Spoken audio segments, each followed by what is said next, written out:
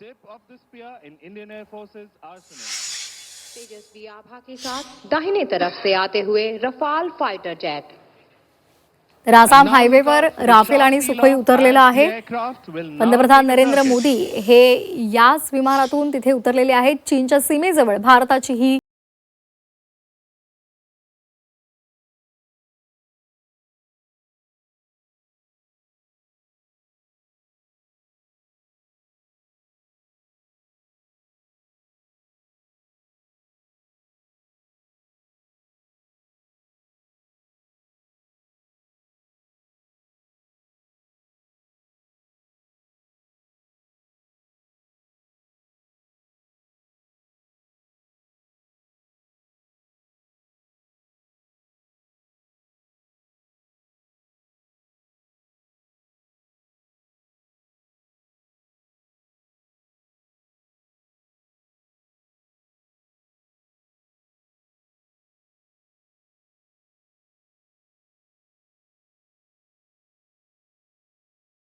राष्ट्रीय महामार्गाचा भाग आहे।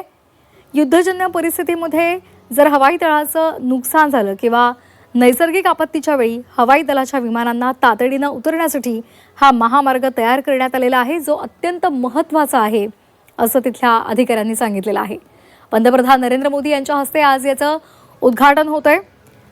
आसामचे मुख्यमंत्री हिमंत बिस्वा शर्मा यांनी या संदर्भातली माहिती सुद्धा दिलेली आहे। मोठ्या संख्येने इथे नागरिक सुद्धा उपस्थित आहेत। पंतप्रधान नरेंद्र मोदी स्वतः या विमानातून या एअर स्ट्रिपवर उतरलेले आहेत आणि त्यांच्याच हस्ते आता याचं उद्घाटन सध्या होत आहे।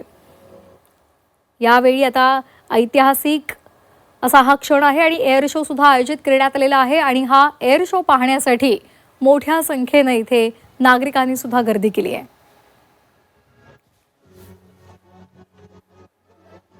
तर हा एअर शो आणि एअर शो पाहण्यासाठी मोठ्या संख्येने नागरिक आहेत। सुखोई आणि राफेल या एअर स्ट्रिपवर उतरलेला आहे।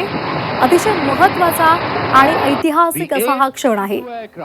AN-32 विमान भारतीय वायुसेना का पंतप्रधान नरेंद्र मोदी याच विमानानं या एअर स्ट्रिपवर उतरलेले आहेत।